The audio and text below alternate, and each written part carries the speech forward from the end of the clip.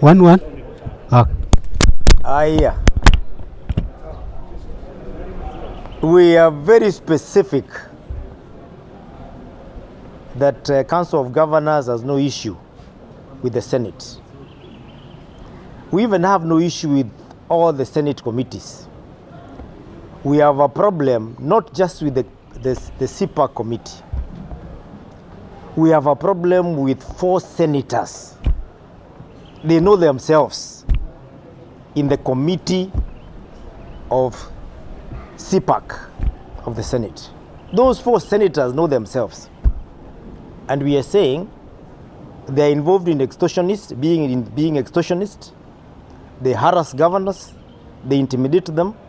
They even use political maneuvers of keeping governors there the whole day, waiting to be seen without even communicating to them, hoping that the governors will be able to give in to their whims. And we are saying Senate is a house of noble men and women.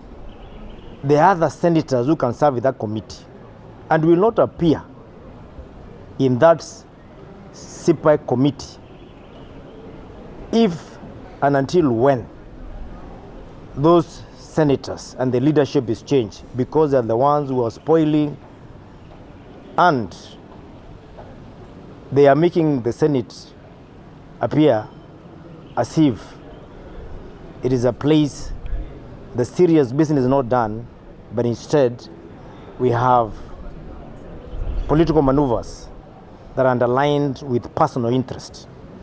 Yet it is not the whole Senate. It is just only 4 senators, and they know themselves. But there's no need of naming them. They know themselves. 4 of them in CPAC, they know themselves. Maybe you can mention the company. This retreat will also address governors' welfare, including structured pension and medical schemes. Other cadres of leaders seems to have it their way when it comes to their welfare. Are the governors children of a lesser God in the leadership space?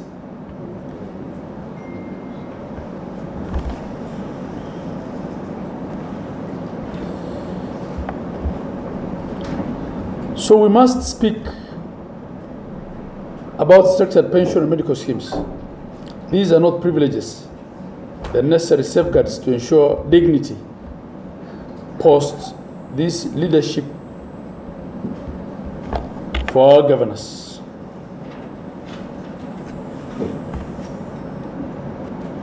And you've heard it being said by the president himself that he feels leadership in Kenya at times looks like a thankless job, and leaders who have left office live in squalor.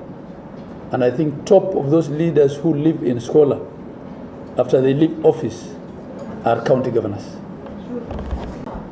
They have fashioned themselves as the premier oversights, quote unquote, of counties, and that oversight comes with a lot of things, including embarrassing extortion and all manner of other ills. You know what I'm talking about. And a governor is made to wait for a whole day.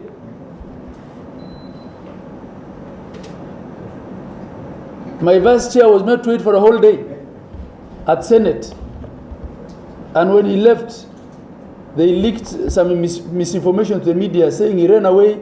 How do you invite 2 governors for the same committee and keep one for a whole day and you expect the other one to be seated there for the whole day? These are things we must address.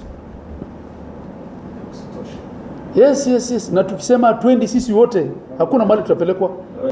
We must redefine our rules of engagement with the Senate.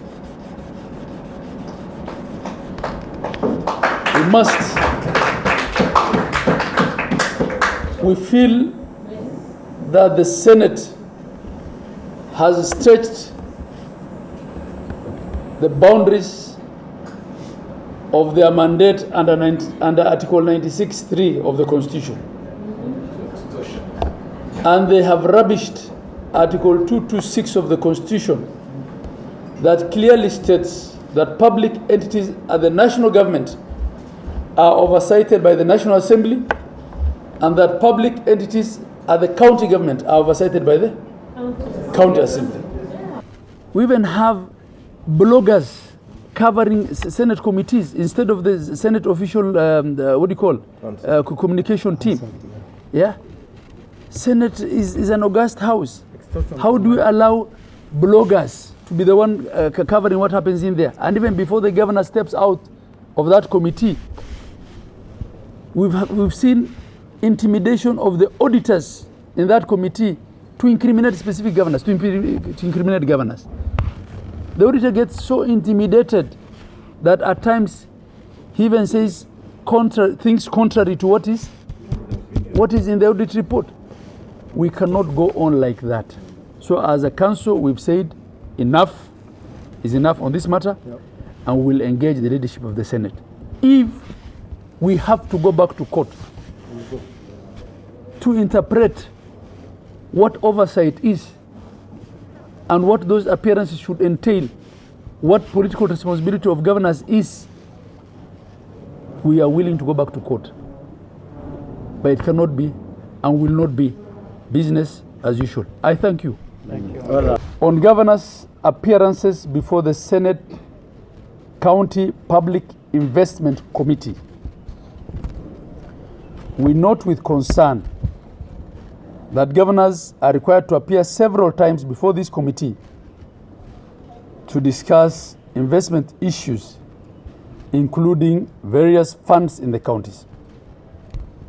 Governors have therefore resolved that they will only appear once before this committee of the Senate County Public Investment Committee once for every audit cycle.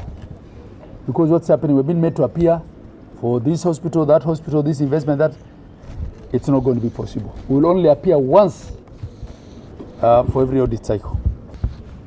The council has resolved that governors will not appear before the Senate Public Accounts Committee until these concerns are addressed through a structured engagement between the leadership of the Senate and the Council of Governors.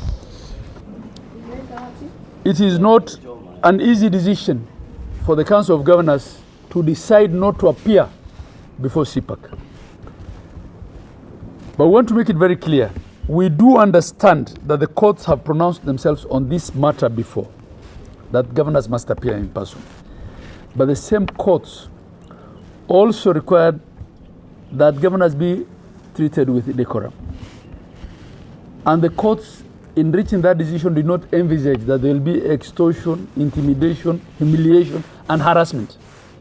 So, Excellency, governors deliberated on this matter and decided until the rules of engagement are redefined and until we have been heard by the leadership of the Senate on the ongoings in that particular committee, by particular and specific senators who sit in that committee, we shall not appear before PAC. And I want to make this very, very clear. No governor will appear before PAC before these matters are addressed. And we agree on the rules of engagement. What you've been seeing is killing people's careers. Drama. Politics. The Council of Governors notes with great concern the continuous and escalating extortion, political witch hunt, harassment, intimidation, and humiliation of Excellency governors by certain senators when they appear before the Public Accounts Committee of Senate. Because even that judge who said that we must appear and we have the right to go back to court to have an interpretation of that, said governors must be treated with decorum. Governors are not being treated with decorum when they appear before these committees. There's all manner of insinuations bordering on insults and harassment of governors. Incitement of ground. Yes. And at times, instead of even using the formal official media, you have bloggers planted in there for you so that by the time you're leaving the room, it's already out there in the villages. Is that what oversight is really? No. We must speak to these things. Yes, we must. And we must take a position as a Council of Governors on these matters. Yes.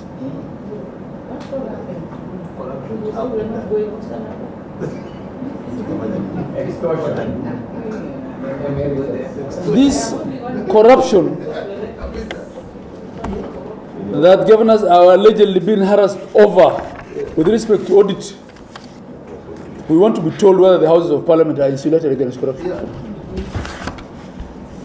Yes. And it's time to say things as they are.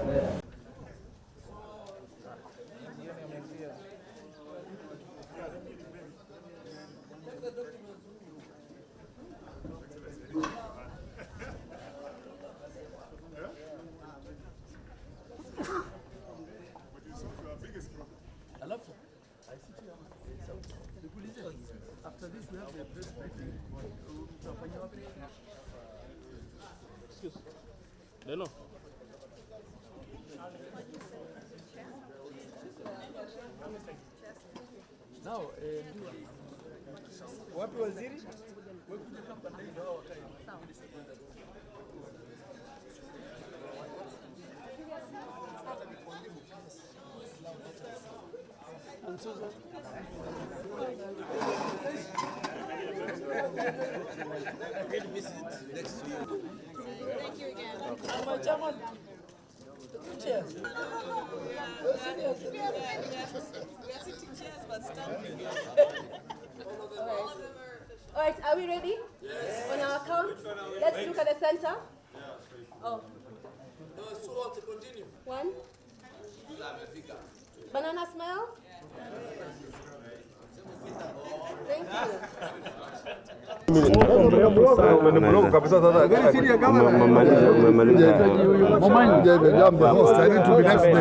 Sasa tofauti. Ambia Mutula akuje. They need to know we have legal background. Mimi mwenye kuleta bwana. Mrefu sana bwana. Thank you very much. Very good, very good. Very nice place to be, I say. Lakini hatujapata wagema. Wanapenda mnazo wagema ni wengi. Wewe ni wa Kilifi County lakini? Yes. Okay. Nice. Beautiful place.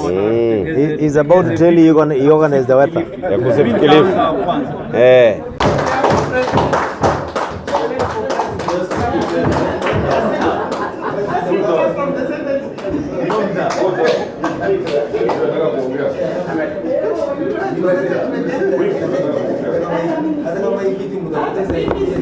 Haya.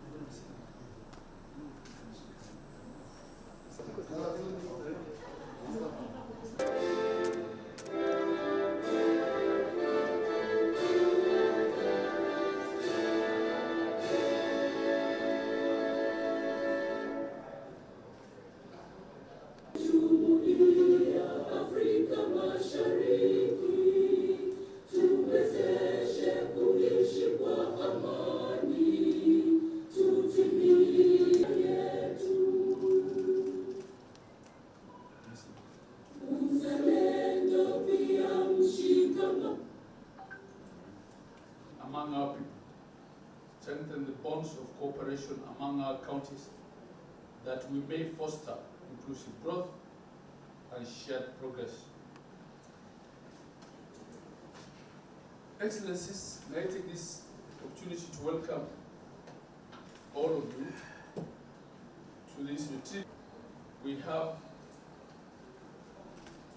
a very busy agenda of very important matters over the next couple of days. At this juncture, before I give it to Mary to conduct the opening ceremony bit. My name is Mohammed Ali, Governor for Marsabit County. Did you come in a speaker?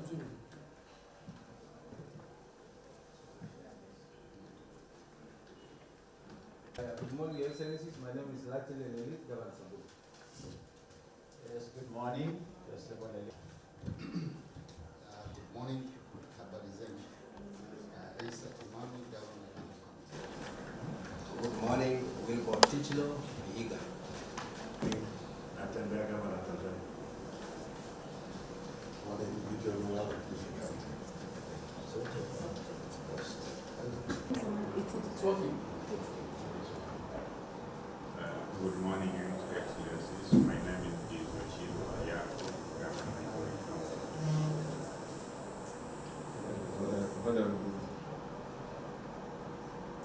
Governor. Working, you just need to press them a bit hard when switching on and when switching off. Thank you very much. So that you invite the governor of Kilifi to formally invite us into this county. Chair, but before you I just want to ask, was this meeting only for male governors? Because you don't have a single. No, I mean governor. Governor, Yes, everybody is downstairs. I just want to make sure that it wasn't for males. Yeah, I'm informed by the whip that Governor Mbarire is around and should be joining us shortly. It's just that in the council we have a lot more male governors than female governors, so when everyone does not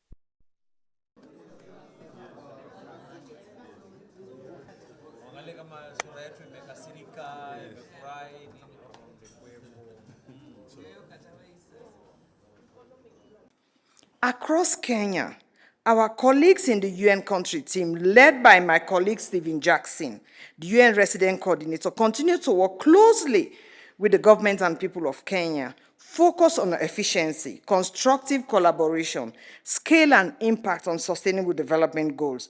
They support the achievements of Kenya's stated development aspiration and provide humanitarian assistance.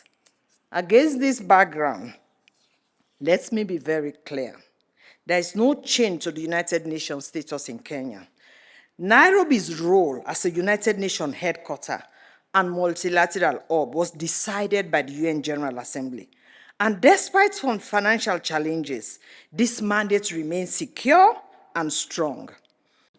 We are particularly grateful for the address that you're going to give us, hopefully, on matters of governance, economic development, and your nation's foreign policy orientation.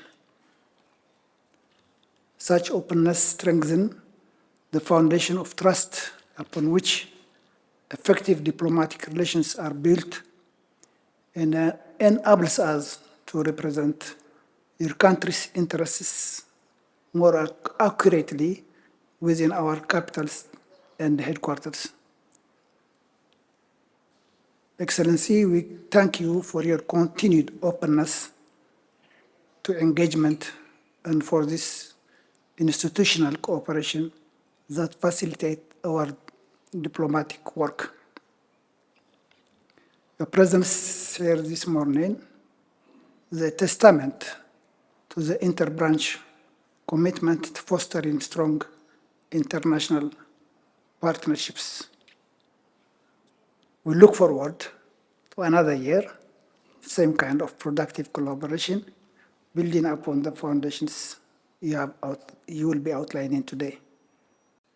This initiative is not only a tradition that we want to cultivate in our diplomatic calendar, but also a testament of the value and significance we attach to our engagement with the resident diplomatic corps.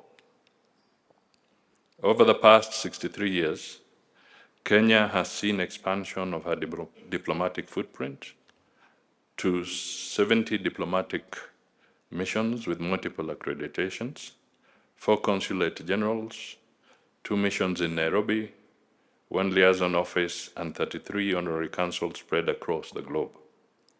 Similarly, Kenya is servicing 93 resident diplomatic missions, 36 non-resident missions, 48 UN agencies, and 113 intergovernmental and international organizations hosted in Kenya. Indeed, our fidelity and reliability and success in global affairs engenders and reinforces our confidence, pride, and dignity as a people. We have built a republic that continues to win respect of our peers globally. In this regard, Kenya will continue honoring her international obligations in tandem with foreign policy guidance of His Excellency the President, and also in accordance with our constitutional mandate. And for his cordiality, and we collectively wish him the very best.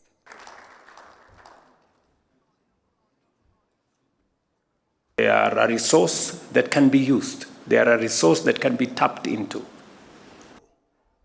For Your Excellency's vision and commitment to host 10 years.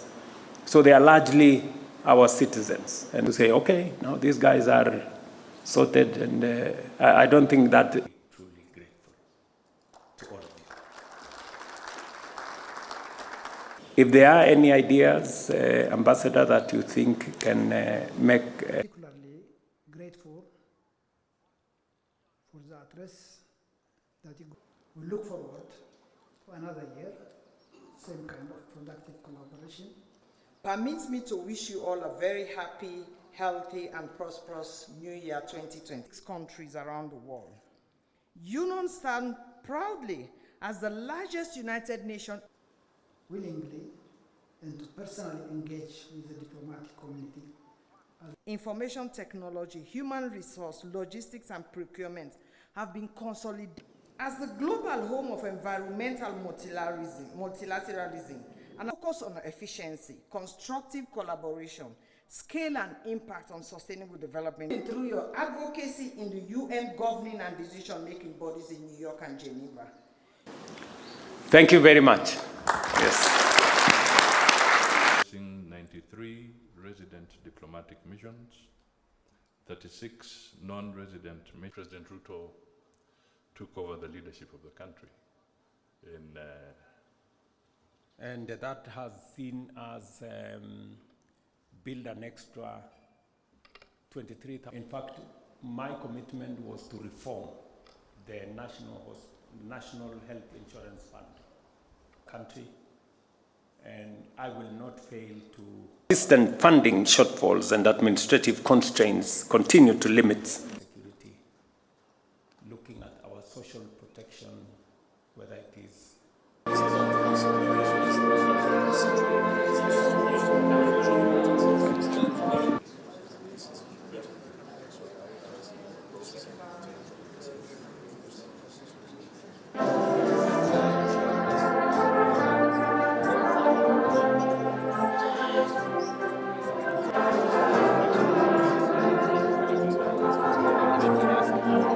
of Kenya,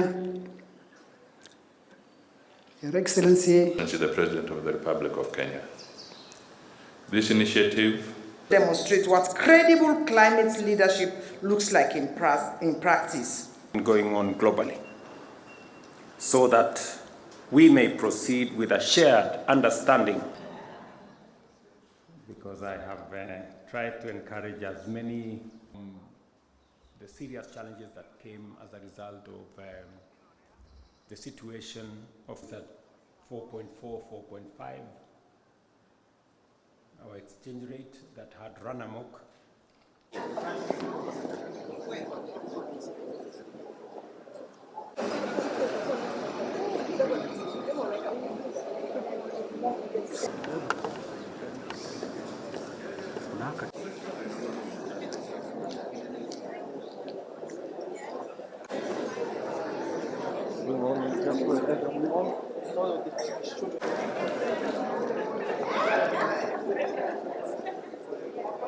The principles of Pan-Africanism, good neighborliness, and regionalism continues to shape our diplomacy.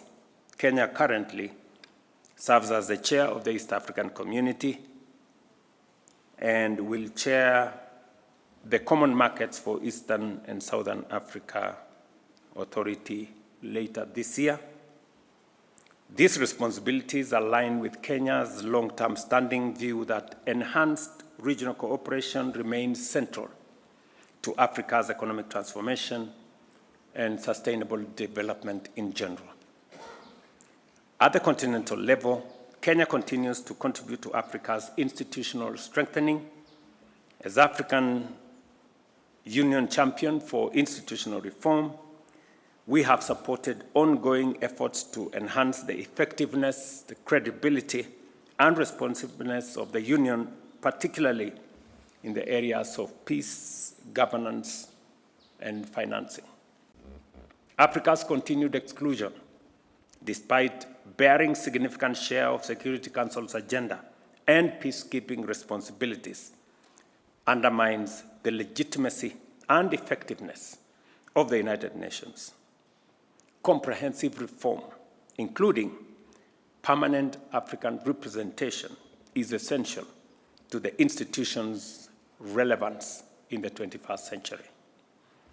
I commend the diplomatic corps and international organizations represented here for your continued cooperation, your goodwill, and your partnership with Kenya. We truly appreciate, and we don't take it for granted. As we progress in 2026, let us deepen collaboration and ensure that our shared efforts translate into measurable and meaningful outcomes for our peoples and for humanity. In South Sudan, Kenya reiterates its call to all parties to fully honor their commitments under the revitalized peace agreement. I did speak last evening with President Salva Kiir, and hopefully we will be able to have a meeting later this week or early next week, because the Tumaini initiative that was, in my opinion, a viable pathway towards resolving the issue in South Sudan was sabotaged by political interests.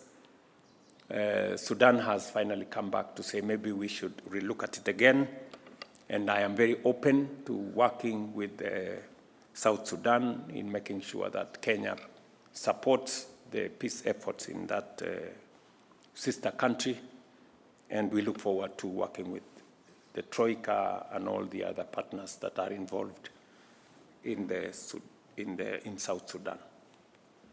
I know there is a feeling by colleagues and partners that everybody is concerned about South Sudan, except you know who.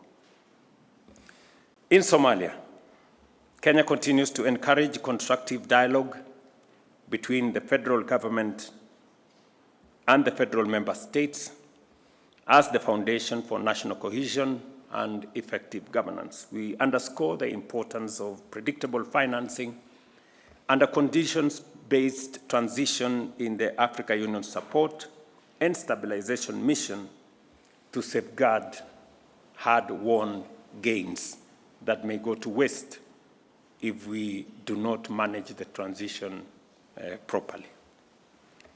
Beyond our immediate region, Kenya continues to contribute responsibly to global peace and security as lead nation in the multinational security support mission in Haiti, we stand in solidarity with the Haitian people and their quest for the restoration of security, order, and the rule of law. We are now focused on a coordinated and orderly transition of that mission to the gang suppression force supported by adequate international financing, strengthened command structures, and a United Nations support office, measures essential to consolidate progress and prevent relapse into instability. A lot has been achieved, not as much as we would have wanted, but there is progress that had been achieved that needs to be safeguarded, and then whatever needs to be done should be done. And then number 3 is, as you know, Kenya is an agricultural country. We are almost exhausting the land that we can farm under rain-fed agriculture, and therefore it is absolutely necessary for us to now venture into more of water harvesting, water storage, irrigation technology. That is the space we want to go into. So there is also opportunity for us to work with partners, both in public and private, to do some of the mega dams that we are focused on doing. I know there is a lot of discussion together with our public-private partnership unit at the Treasury and all the other partners and friends. So we are focused on doing another 50 mega dams, maybe 200 medium-level dams and 1,000 or so micro dams. So again, there will be opportunity for us. And also irrigation technology is something that we will be focused on. And I know many of your countries, I have visited some of them, have irrigation technology that we can share and learn from one another and create partnerships that can help us achieve our intentions and contribute not just to food security in Kenya, but also through exports contribute to food security elsewhere. We recognize the United Nations remains one of humanity's greatest collective achievements. Yet persistent funding shortfalls and administrative constraints continue to limit its efficacy and responsiveness. Kenya therefore supports renewed efforts to strengthen and adequately resource the UN system. The defunding of UN agencies weakens multilateral cooperation and diminishes the international community's capacity to respond to conflict, humanitarian crisis, global health threats, and development challenges. At the same time, Africa also marks 2 decades since the Ezulwini Consensus and the Sirte Declaration, through which the continent has spoken in one voice in calling for just and equitable reform of the UN Security Council. We've also learned the hard way that the Constitution mandates us that we must be intentional on making sure that there is intergenerational equity. That we don't, whatever we have today, we need to think about not just today, but we need to think about tomorrow and the generations that will come after us. I was in Kwale, for example, this week actually, on Friday. And when I met the leadership in Kwale, they told me, look, Mr. President, we had titanium in Kwale. We exploited titanium. It got finished. The mine is now closed. And there is no sign of that titanium anywhere today. Some generations in the future will ask us, there was titanium in Kenya, what happened? You people ate the whole of it and left nothing for us. So we're going to Parliament to actualize a new legislation, the Sovereign Wealth Fund, that will now provide mechanisms for making sure that whatever it is that we do now, whether through privatization or any other resources, we have a fund that takes care of the generations that will come after us.